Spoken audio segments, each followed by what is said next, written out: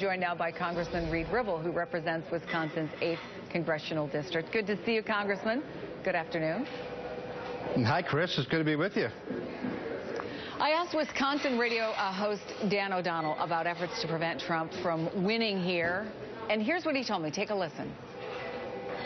I don't think there's any concerted effort to try to stop anybody or anything like that. Oh, come on. But it's really more of speaking up for what you believe. I'll be totally honest with you. I was not really backing a specific candidate, not Cruz, not Kasich, not anybody in particular. I just saw one of those candidates. It was sort of like the old Sesame Street thing. One of these things is not like the other. One of these candidates just saying things that I, as a conservative, couldn't in any way really get behind. And nevertheless, other radio talk show hosts have been very public about this. Other members of what I would call the Republican establishment have been very open about this. What do you think about this anti-Trump, stop Trump movement? Well, I think it's necessary if conservatives want a different nominee in the fall, one that can actually defeat the Democratic opponent. They're going to have to pick someone other than Donald Trump, and that's very clear.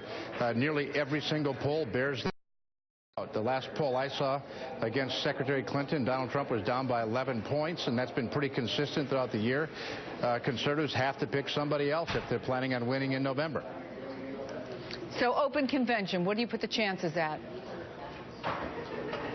I would say it's looking more and more likely. I think that Ted Cruz wins Wisconsin. I think he wins it by more than 10 points. He's doing well here in northeast Wisconsin. I'm up in Green Bay right now.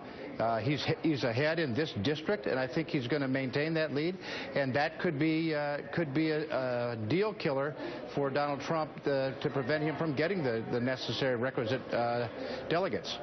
I think it's likely. Well, yeah, I mean, if you look at the numbers, Trump needs 488 more delegates to win the nomination.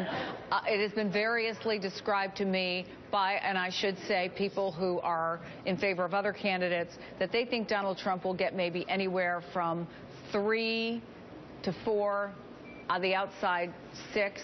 Although one insider told me probably 3 for Kasich, 3 for Trump. In any case, if it turns out to be that low a number for him, is this a turning point or is it an anomaly?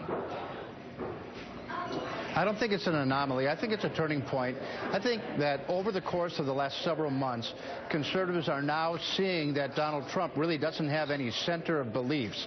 It was really noticeable with his discussion this week on the topic of abortion, and then he talks about wanting less nuclear proliferation while simultaneously saying Japan and Korea ought to have nuclear weapons.